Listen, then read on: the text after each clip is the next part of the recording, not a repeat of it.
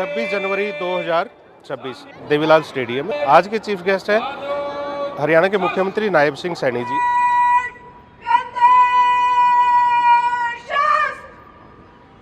ईमानदारी और शुद्धता शांति का प्रतीक है। इसके बाद है हरा रंग, जो कि देश के विश्वास ध्वज फहराए जाने के साथ ही राष्ट्रगान की धुन बजेगी और हम सभी अपने अपने स्थानों पर खड़े हो जाएंगे। जोरदार तालियों के साथ माननीय मुख्य अतिथि का स्वागत करें आप।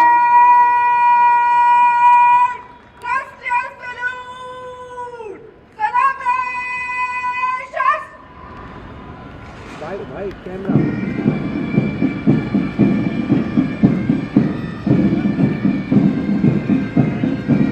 भाई पीछे दौड़ता भाई, हम पीछे डाल सकते हैं।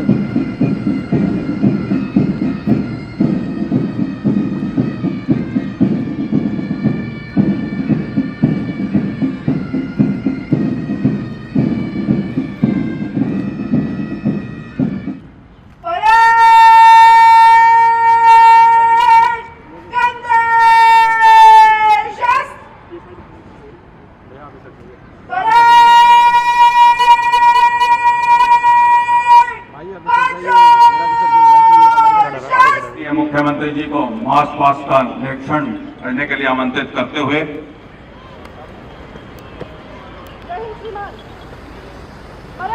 आपके निरीक्षण के लिए हाजिर है श्रीमान।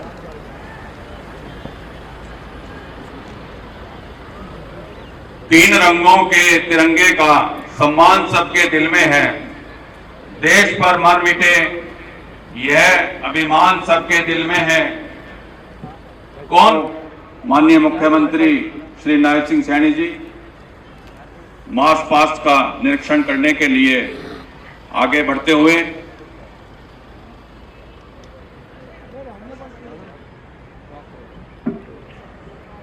आज के दिन हमारा संविधान लागू हुआ था, जिससे हमें गणतांत्रिक राष्ट्र का दर्जा प्राप्त हुआ।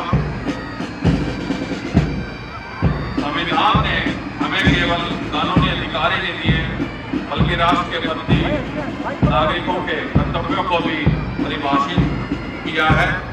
इसी राष्ट्र को विकसित राष्ट्र बनाने में लगे हुए माननीय प्रधानमंत्री श्री नरेंद्र मोदी जी और हरियाणा के मुख्यमंत्री श्री नायब सिंह सैनी जी, माननीय प्रधानमंत्री जी ने के संविधान को माथे से लगाया था। हम सभी संविधान की मूल अवधारणा का पालन करें और राष्ट्र के प्रति समर्पित रहे, यही आज हमें संकल्प गंभीर बीमारियों के उपचार की सुविधा आरंभ की। ऐसे जनप्रिय नेता हमारे आदरणीय मुख्यमंत्री जी, तो स्वतंत्रता सेनानियों के परिजनों, प्यारे भाइयों बहनों, नौजवान साथियों और पावन तिरंगे के नीचे उपस्थित सभी राष्ट्र भक्त,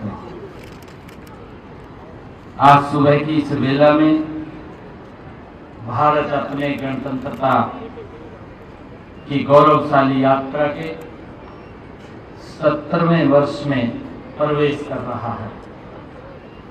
मैं आप सभी को गणतंत्र दिवस की हार्दिक बधाई और शुभकामनाएं देता हूं। मैं राष्ट्र की सीमाओं के सजग प्रहरियों को भी गणतंत्र दिवस की के रूप में स्वशासन की सर्वोच्च शक्ति मिली थी। यह दिन हमारे संविधान की आत्मा और हमारी लोकतांत्रिक चेतना को जीवंत बनाए रखने के लिए सामूहिक संकल्प का अवसर है। मैं उन अमर शहीदों और स्वतंत्रता सेनानियों को नमन करता हूं, जिनके महान त्याग और बलिदानों से हमें आजादी स्वराज का बहुमूल्य उपहार मिला है। मैं संविधान शिल्पी बाबा साहेब डॉक्टर अम्बेडकर भीमराव जी समेत संविधान सभा के सभी माननीय सदस्यों को भी मैं नमन करता हूं। भाइयों बहनों, हमारा कर्तव्य है कि हम मातृभूमि के लिए जान देने वाले शहीदों के परिवारों व उनके आश्रितों का हम सहारा बने। इस दिशा में हमने स्वतंत्रता सेनानियों व उनकी विधवाओं की पेंशन बढ़ाकर 40,000 रुपए मासिक की है। युद्ध में शहीद सैनिकों के परिवारों के लिए अनुग्रह राशि भी बढ़ाकर 1 करोड़ रुपए की है। उनके 418 आश्रितों को सरकारी नौकरी भी दी है। हमने अग्निवीरों को नौकरियों में 10% आरक्षण देने का निर्णय भी लिया है। हम आपातकाल के लोकतंत्र की सुरक्षा के लिए संघर्ष करने वाले लोकतंत्र सेनानियों को भी 20,000 रुपए मासिक पेंशन देते हैं। भाइयों बहनों, आज हम अपने राष्ट्र निर्माताओं, प्रतिभाशाली वैज्ञानिकों, अन्नदाता किसानों, मेहनतकश कामगारों के प्रति अपनी गहन कृतज्ञता व्यक्त करते हैं। उन्होंने अपनी प्रतिभा, साहस और मेहनत के बल पर भारत को दुनिया की बड़ी शक्ति के रूप में खड़ा कर दिया है। भाइयों बहनों, गणतंत्र दिवस हमें याद दिलाता है कि हमारा राष्ट्र अनेक गणों, धर्मों, भाषाओं, वेशभूषा, खान पान आदि को समेटे हुए है। विविधता में एकता का प्रतीक है। इस एकता को हमारे राष्ट्रगीत वंदे मातरम में सुंदर ढंग से पिरोया गया है। हमें गर्व है कि देश वंदे मातरम के 150 साल पूरे होने पर जश्न मना रहा है। हमारी सांस्कृतिक एकता का उत्सव अयोध्या में श्री राम लला की प्राण प्रतिष्ठा के समय भी देखा गया है।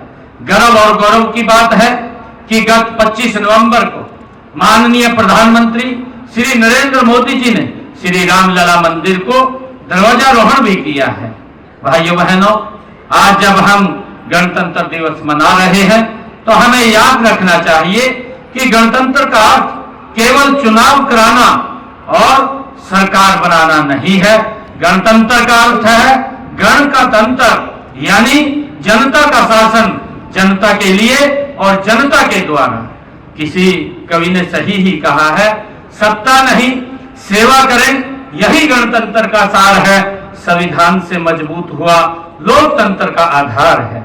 भाइयों बहनों, आज मुझे यह कहते हुए गर्व हो रहा है कि इसी मूल मंत्र को लेकर देश के यशस्वी प्रधानमंत्री श्री नरेंद्र मोदी जी के विकसित भारत के संकल्प को पूरा करने के लिए गति से आगे बढ़ रहा है। हम अपनी उन्नति तकनीकी के बल पर न केवल मिसाइलें बना रहे हैं, बल्कि हमने सूर्ययान, चंद्रयान और मंगलयान जैसे मिशन भी पूरे किए हैं। भाइयों बहनों, मई 2025 में ऑपरेशन सिंदूर के दौरान भी दुनिया ने हमारी स्वदेशी तकनीक और हथियारों की ताकत देखी है। यही नहीं, हमारी सेना ने ऑपरेशन महादेव चलाकर पहलगाम के गुनाहगारों को उनकी करनी की सजा भी दी है। भारत के यशस्वी प्रधानमंत्री नरेंद्र मोदी जी के दूरदर्शी व कुशल नेतृत्व में दुनिया की चौथी बड़ी आर्थिक शक्ति बन गया है। प्रधानमंत्री जी ने विकसित भारत व आत्मनिर्भर भारत की दिशा में एक और महत्वपूर्ण कदम बढ़ाते हुए जीएसटी सुधार लागू किए हैं। भाइयों बहनों, आज हमारा रक्षा क्षेत्र आत्मनिर्भरता की दिशा में तेजी से आगे बढ़ रहा है। मेक इन इंडिया और स्वदेशी अभियान ने हमें आयातक से निर्यातक राष्ट्र की ओर अग्रसर किया है। अंतरिक्ष रक्षा, सेमीकंडक्टर, ग्रीन एनर्जी और एआई जैसे क्षेत्र में हमारी उपलब्धियां उल्लेखनीय हैं। भाइयों बहनों, माननीय प्रधानमंत्री नरेंद्र मोदी जी ने श्रमिकों के कल्याण और गांव के विकास में एक और ऐतिहासिक कदम उठाते हुए विकसित भारत जी राम जी योजना शुरू की है। प्रिय प्रदेशवासियों, राष्ट्र की इस प्रगति यात्रा में हरियाणा प्रदेश का भी महत्वपूर्ण योगदान रहा है। मैं बताना चाहूंगा कि हरियाणा देश के क्षेत्रफल का मात्र 1.34% और जनसंख्या का 2.09%, लेकिन आज देश की जीडीपी ने हमारा योगदान 3.7% है। हरियाणा 3,53,000 रुपए प्रति व्यक्ति के साथ देश के बड़े राज्यों में प्रथम स्थान पर है। भाइयों बहनों, मुझे बताते हुए खुशी भी है कि हरियाणा प्रति व्यक्ति जीएसटी संग्रहण में देश में प्रथम स्थान पर है। State ease of doing business ranking में हरियाणा टॉप अचीवर्स कैटेगरी में ये शामिल है। उद्योगों को लॉजिस्टिक सुविधा देने हरियाणा देश में दूसरे तथा उत्तर भारत में ये पहले स्थान पर है। साथियों, हरियाणा ओलंपिक व अन्य अंतर्राष्ट्रीय खेल प्रतियोगिताओं में सर्वाधिक पदक जीतने वाला राज्य है। भाइयों बहनों, मुझे गर्व है कि आज गुरु द्रोण की नगरी गुरुग्राम में ध्वजारोहण का अवसर मुझे मिला है। मुख्यमंत्री के रूप में गणतंत्र दिवस पर ध्वजारोहण का यह मेरा दूसरा अवसर है। गुरुग्राम वह शहर है जहां गुरु द्रोणाचार्य की शिक्षा और आधुनिक तकनीक का ये मेल होता है। यहाँ की गगनचुंबी इमारतें, 250 से अधिक फॉर्च्यूनर कंपनियां और यहाँ का स्टार्टअप इकोसिस्टम इस बात का प्रमाण है कि यदि सही नीति और नियत हो तो हम क्या कुछ हासिल नहीं कर सकते हैं। यह प्रमुख कंपनियां आईटी, बीपीओ स्टार्टअप्स और ऑटोमोबाइल इंडस्ट्री का घर है। यह सब आपकी कड़ी मेहनत का ये परिणाम है। इसके लिए मैं सभी गुरुग्राम वासियों को हार्दिक बधाई देता हूं। गणतंत्र का यह पर्व हमारे अतीत को याद करने के साथ साथ हमारे वर्तमान और भविष्य की उस सुनहरी तस्वीर को भी देखने का है जिसने हमें सबने मिलकर पिछले 11 वर्षों में ये गढ़ा है। साथियों, हम सब जानते हैं कि दशकों तक सत्ताएं बदली लेकिन व्यवस्थाएं नहीं बदली। आम व्यक्ति सरकारी दफ्तरों के चक्कर काटता रहता था, भेदभाव का शिकार होता था, जनता से वोट लेने के लिए झूठे वादे किए जाते थे जिन्हें कभी भी पूरा नहीं किया गया। लेकिन हमारी कथनी और करनी में कोई अंतर नहीं है। हमने गत विधानसभा चुनाव के दौरान अपने संकल्प पत्र में 217 संकल्प लिए थे। उनमें से 54 संकल्प हमने पिछले 1 साल में ही पूरा कर लिया है और 163 पर काम जारी है। साथियों, हमने संकल्प लिया था कि सरकार जनता के द्वार पर जाएगी, जनता सरकार के पास नहीं भटकेगी। हमने पिछले 11 वर्षों में प्रदेश की जनता को उस लटकाने व भटकाने की व्यवस्था से मुक्ति दिलाई है। साथियों, लोगों को अपने सरकारी कामों के लिए दूर न जाना पड़े, इसके लिए हमने हांसी को नया जिला बनाया है। इससे पहले भी दादरी को भी जिला बनाया गया था। साथियों, आपको याद होगा वह दौर जब नौकरी के लिए पर्ची और खर्ची चलती थी, जब योग्यता रद्दी की टोकरी में डाल दी जाती थी। लेकिन आज हमारी बिना पर्ची बिना खर्ची के नौकरी देने की नीति, ऑनलाइन रजिस्ट्री, पारदर्शी ऑनलाइन ट्रांसफर पॉलिसी, पढ़ी लिखी पंचायतें और अंत्योदय अभियान की चर्चा पूरे देश में आज हो रही है। यह नए हरियाणा की ये तस्वीर है। साथियों, हमने ई गवर्नेंस का एक ऐसा नया और अनूठा मॉडल अपनाया है जिसने बिचौलियों की दुकानें बंद कर दी हैं। आज सभी सरकारी योजनाओं और सेवाओं का लाभ घर बैठे ही लोगों तक पहुंच रहा है। साथियों, किसी भी राज्य की प्रगति की पहली शर्त वहां की कानून व्यवस्था होती है। इसलिए हर नागरिक की जान और माल की सुरक्षा हमारी सरकार की सर्वोच्च प्राथमिकता है। हमारे ऑपरेशन ट्रैकडाउन, ऑपरेशन क्लीन और प्रहरी जैसे पहलों से अपराधियों में खौफ है। साथियों, इसी तरह गत 1 सितंबर से चलाए जा रहे ऑपरेशन हॉटस्पॉट डोमिनेशन में 2200 अपराधी गिरफ्तार किए गए। इन ऑपरेशन से प्रदेश में मादक पदार्थों की तस्करी और अवैध संपत्तियों पर लगाम लगी है। हमने पिछले साल नशा मुक्त हरियाणा अभियान भी चलाया है। इसमें 6000 से अधिक गिरफ्तारियां की हैं और नशा तस्करों की 12 करोड़ रुपए मूल्य की संपत्ति भी हमने जब्त की है। मेरे युवा साथियों, आप इस प्रदेश की रीढ़ हैं। मैंने विधानसभा के दौरान कहा था कि मैं पद ग्रहण करने के साथ ही 24,000 युवाओं को सरकार नौकरी देने के नियुक्ति पत्र सौंपूंगा। इस वचन को निभाते हुए हमने नए मंत्रिमंडल के गठन के साथ ही 17 अक्टूबर 2024 को 24,000 युवाओं को सरकारी नौकरी दी है।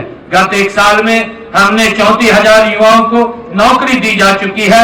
इन्हें मिलाकर के पिछले 11 साल में 1,80,000 नौकरियां दी जा चुकी हैं। साथियों, हमने केवल सरकारी नौकरी ही नहीं बल्कि रोजगार सुरक्षा पर भी काम किया है।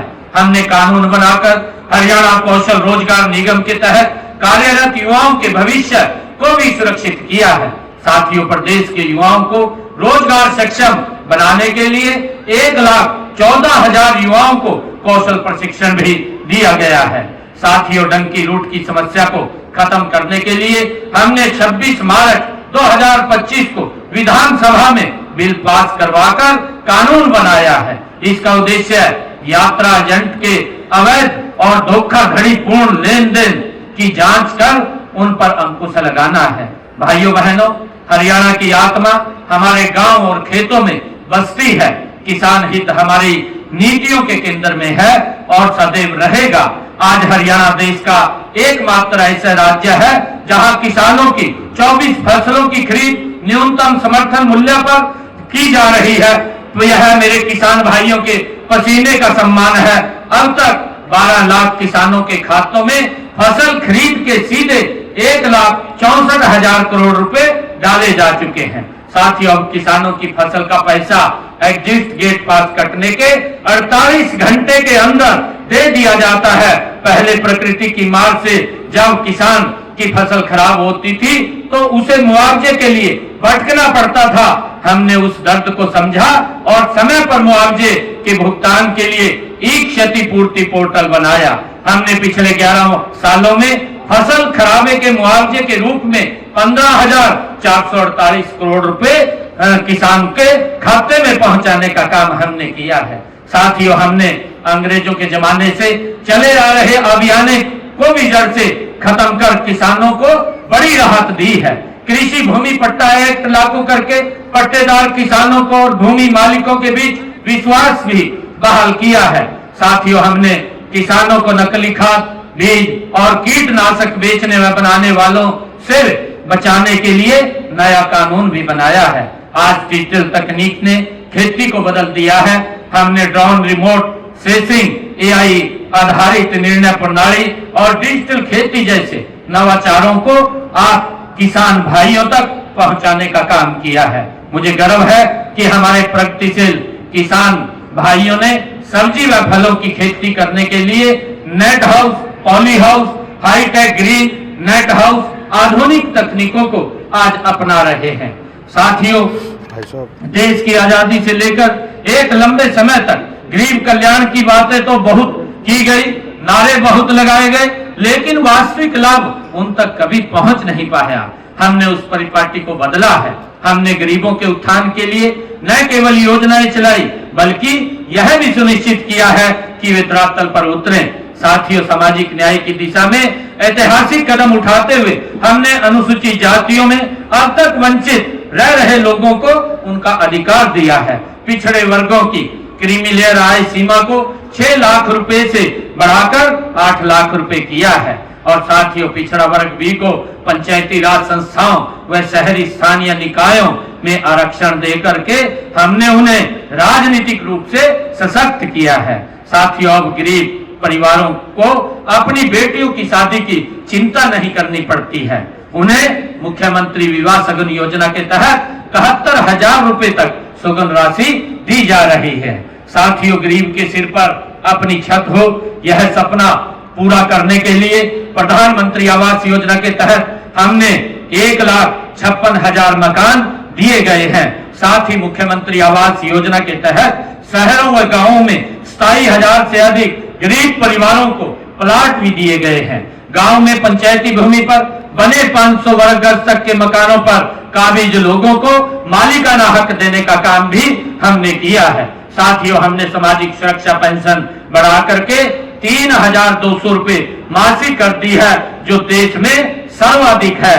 दिव्यांग पेंशन का दायरा बढ़ाते हुए इसका लाभ 10 अन्य श्रेणियों को भी दिया गया है। साथियों, इसी प्रकार पीएम सूर्य घर मुफ्त बिजली योजना के अब तक 47,342 सोलर सिस्टम लगाए जा चुके हैं और दयालु योजना के तहत 55,770 परिवारों को 2,098 करोड़ रुपए की आर्थिक सहायता भी दी जा चुकी है। प्यारे प्रदेशवासियों, बीमारी अमीरी और गरीबी देखकर नहीं आती है, इसलिए हमने ऐसी व्यवस्था की है कि धन के अभाव में कोई भी इलाज से वंचित नहीं रहेगा। आयुष्मान भारत चिरायु योजना के तहत हमने लगभग 27 लाख लोगों को मुफ्त इलाज कराया है। गंभीर बीमारियों को ध्यान में रखते हुए हमने किडनी के रोग से पीड़ित रोगियों के लिए सभी सरकारी अस्पतालों और मेडिकल कॉलेजों में मुफ्त डायलिसिस की सेवाएं भी शुरू की हैं। साथियों, हीमोफीलिया व थैलीसीमिया बीमारी से ग्रस्त रोगियों को 3,000 रुपए मासिक पेंशन का लाभ भी दिया जा रहा है। साथियों, देश के यशस्वी प्रधानमंत्री आदरणीय मोदी जी का विजन है कि भारत दुनिया का मेडिकल हब बने। इस दिशा में हम हरियाणा के हर जिले में एक मेडिकल कॉलेज खोल रहे हैं। इस समय प्रदेश में मेडिकल कॉलेजों की संख्या बढ़कर 17 हो गई है और 3 पर निर्माणाधीन है। भाइयों बहनों, खेल का जिक्र होते ही हर हरियाणवी का सीना चौड़ा हो जाता है। हमारी मिट्टी में ही खेल बसता है। हमें गर्व है, हमारे खिलाड़ियों ने पेरिस ओलंपिक 2024 में देश द्वारा जीते गए 6 में से 5 पदक हमारे खिलाड़ियों ने जीते हैं। और इसी प्रकार टोक्यो ओलंपिक 2020 में भारत द्वारा जीते गए 7 पदकों में से 4 पदक हरियाणा के खिलाड़ियों ने भी जीते हैं। इसी प्रकार अन्य राष्ट्रीय अंतर्राष्ट्रीय प्रतियोगिता में भी हमारे खिलाड़ियों ने अपनी प्रतिभा का लोहा मनवाया है। साथियों, इन उपलब्धियों का श्रेय हमारे खिलाड़ियों की अथक मेहनत, उनके माता पिता के त्याग और हमारी सरकार की खेल नीति को भी जाता है। इस नीति के तहत हम पदक विजेता खिलाड़ियों को 6 करोड़ रुपए नगद इनाम और सरकारी नौकरी देते हैं। साथियों, हम खेलों के लिए अति आधुनिक इंफ्रास्ट्रक्चर भी विकसित कर रहे हैं। हम माननीय प्रधानमंत्री जी के fit India hit India vision को साकार करने के लिए गांव में जिम खोल रहे हैं। अब तक ग्रामीण क्षेत्रों में 382 इंडोर जिम खोले जा चुके हैं ताकि हमारे युवा खेलों के मैदान में पसीना बहाएं। माताओं बहनों, आपकी भागीदारी के बिना विकसित भारत विकसित हरियाणा की कल्पना अधूरी है। यह नारी शक्ति का दशक है और यह दशक भारत की दिशा तय करेगा। इसलिए आपका स्वस्थ, सुरक्षित और सशक्त होना जरूरी है। आदरणीय माताओं बहनों, हमने बहन बेटियों को आर्थिक रूप से सशक्त करने के लिए दीनदयाल लाडो लक्ष्मी योजना को शुरू की है। इसके तहत उन्हें हर माह 2100 रुपए की वित्तीय सहायता दी जा रही है। अब तक 8,64,000 बहन बेटियों को 441 करोड़ रुपए की राशि दी जा चुकी है। गरीब महिलाओं को रसोई के धुएं और महंगाई से राहत देने के लिए हम हर महीने केवल 500 रुपए में गैस सिलेंडर दे रहे हैं। यह लाभ प्रदेश के लगभग 15 लाख परिवारों को मिल रहा है। गांव के विकास में महिलाओं की भागीदारी सुनिश्चित करने के लिए हमने उन्हें पंचायती राज संस्थाओं में 50% प्रतिनिधित्व दिया है। हम महिलाओं को आर्थिक आजादी के लिए अब तक 2,34,000 महिलाओं को हमने लखपति दीदी बनाया जा चुका है। तकनीकी के क्षेत्र में भी हमारी बहनें पीछे नहीं है। ड्रोन दीदी योजना में 100 महिलाओं को मुफ्त ड्रोन व प्रशिक्षण दिया जा चुका है। महिलाओं की आजीविका के अवसर बढ़ाने के लिए हमने राशन डिपो के आवंटन में 1/3 हिस्सा महिलाओं को देने का प्रावधान किया है। साथ ही अटल किसान मजदूर कैंटीन और बिक्री केंद्रों, वीटा बिक्री केंद्रों का संचालन भी महिलाओं के स्वयं सहायता समूहों को सौंपा गया है। हमने संकल्प किया था कि महिलाओं को अतिरिक्त प्रोत्साहन देकर स्टार्टअप में उनकी भागीदारी 45% से बढ़ाकर 60% की जाएगी। आज आपको यह बताते हुए हर्ष भी हो रहा है कि हरियाणा में महिलाओं के नेतृत्व वाले स्टार्टअप 50% के आंकड़े को वो छू चुके हैं। सांस्कृतिक रूप से महिलाओं को जोड़ने के लिए प्रदेश में महिला सांस्कृतिक केंद्र खोले जा रहे हैं। अब तक हरियाणा प्रदेश में 131 केंद्र खोले गए हैं। बहन बेटियों को और शिक्षा के देने के लिए प्रदेश में खोले गए 80 कॉलेजों में से 30 विशेष रूप से लड़कियों के हैं, आज पोस्ट ग्रेजुएट तक लड़कियों को मुफ्त शिक्षा दी जा रही है। भाइयों बहनों, उद्योग हमारी अर्थव्यवस्था का आधार है और रोजगार का बड़ा साधन भी है। हमने औद्योगिक विकास को गति देने के लिए ईज ऑफ डूइंग बिजनेस का एक बेहतरीन इकोसिस्टम तैयार किया है। हमने प्रमाण पत्र, लाइसेंस और अनुमति देने में अड़चन पैदा करने वाले अनेक पुराने नियमों और जटिल प्रक्रियाओं को खत्म कर दिया है। आज हरियाणा में निवेशकों को 150 से अधिक सेवाएं ऑनलाइन प्रदान की जा रही हैं और उन्हें सभी स्वीकृतियां 12 दिनों में देना सुनिश्चित किया गया है। साथियों, हम प्रदेश के हर क्षेत्र में उद्योग लगा रहे हैं ताकि क्षेत्रीय संतुलन खत्म हो। आईएमपी खरखौदा में मारुति सुजुकी का सबसे बड़ा प्लांट शुरू होने जा रहा है। वहीं पर सुजुकी को मोटरसाइकिल प्लांट और यूएन मिंडा ग्रुप का एलाई व्हील प्लांट भी बनने जा रहा है। गुरुग्राम आज आईटी और स्टार्टअप का वैश्विक केंद्र बन चुका है। ग्लोबल सिटी प्रोजेक्ट के रूप में गुरुग्राम में 1000 एकड़ की टाउनशिप बन रही है। साथियों, नारनौल में लॉजिस्टिक हब, हिसार में मैन्युफैक्चरिंग क्लस्टर और सोहना में इलेक्ट्रॉनिक्स पार्क विकसित किया जा रहा है। हमारी प्रोत्साहन योजनाओं का ही परिणाम है कि आज हरियाणा देश विदेश के निवेशकों की पहली पसंद बन गया है। गत 11 वर्षों में प्रदेश में 12,92,000 सूक्ष्म लघु मध्यम उद्योग लगे हैं तथा इनमें 49 लाख लोगों को रोजगार भी मिला है।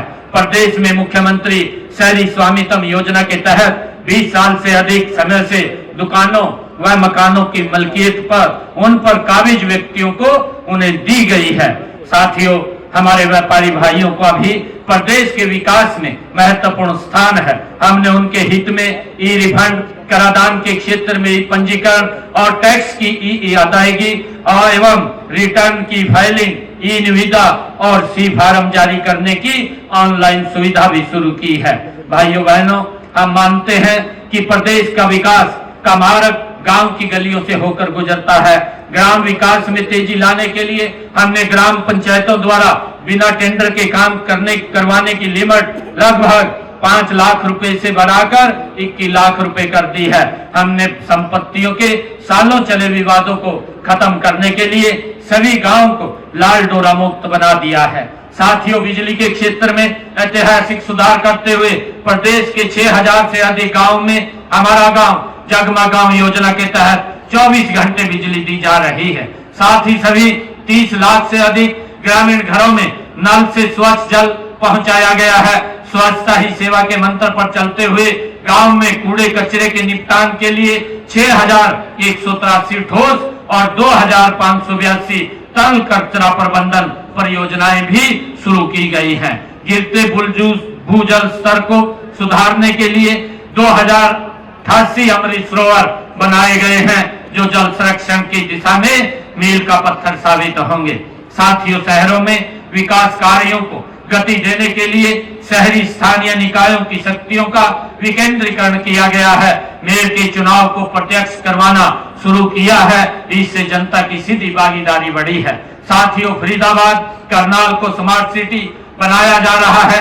गुरुग्राम, फरीदाबाद, सोनीपत, हिसार और पंचकुला के समग्र विकास के लिए मेट्रोपॉलिटन डेवलपमेंट अथॉरिटी का गठन किया गया है। साथियों, हमने शहरों की पुरानी आबादी के रिहायशी मकानों पर विकास शुल्क को भी खत्म किया है। हमारा प्रयास है कि नागरिकों को सभी शहरी सुविधाएं आसानी से मिले। इसके लिए हमने ऑनलाइन बिल्डिंग प्लान अप्रूवल से लेकर संपत्ति करके डिजिटलीकरण तक हर प्रक्रिया को सरल बनाया है। साथियों, हमने 2147 अवैध कॉलोनियों को नियमित किया है ताकि वहां रहने वाले लाखों लोगों को बुनियादी सुविधाएं मिल सकें। भाइयों बहनों, आज हरियाणा समृद्धि की एक नई परिभाषा लिख रहा है। प्रदेश में इंफ्रास्ट्रक्चर में तेजी से विकास हुआ है। हर जिले को राष्ट्रीय राजमार्ग से जोड़ने के लिए 12 नए राष्ट्रीय राजमार्ग घोषित किए गए हैं, जिनमें से 13 का कार्य पूरा हो चुका है। साथियों, महाराजा अग्रसेन हवाई अड्डे से हवाई सेवाएं शुरू की गई हैं, जिससे हिसार और आसपास का क्षेत्र अब सीधे हवाई नक्शे पर आ गया है। हिसार से अयोध्या, दिल्ली, जम्मू कश्मीर और जयपुर के लिए सीधी उड़ान शुरू हो चुकी है। साथियों, माननीय प्रधानमंत्री नरेंद्र मोदी जी द्वारा 6,230 करोड़ रुपए की लागत से बनने वाले रिठाला से कुंडली मेट्रो कॉरिडोर का शिलान्यास किया गया है, जो कनेक्टिविटी और अधिक सुगम बनाएगा। शिक्षा के इंफ्रास्ट्रक्चर को मजबूत करते हुए क्लस्टर अप्रोच के तहत सभी क्षेत्रों में पर्याप्त संख्या में स्कूल और 20 किलोमीटर के दायरे में एक कॉलेज खोला गया है।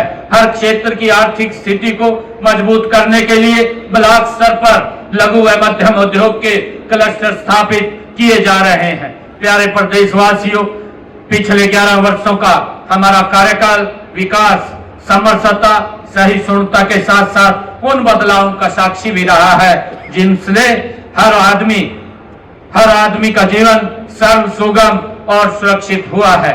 आइए आज हम गणतंत्र दिवस के इस पावन अवसर पर हरियाणा को हर दृष्टि से देश का सर्वश्रेष्ठ राज्य बनाने का हम संकल्प लें। इस अवसर पर मैं ये कहना चाहूंगा कि आओ आज संकल्प लें, हर कर्तव्य पथ को न भूलें, स्वार्थ नहीं राष्ट्र प्रथम हो, तभी गणतंत्र फले फूले।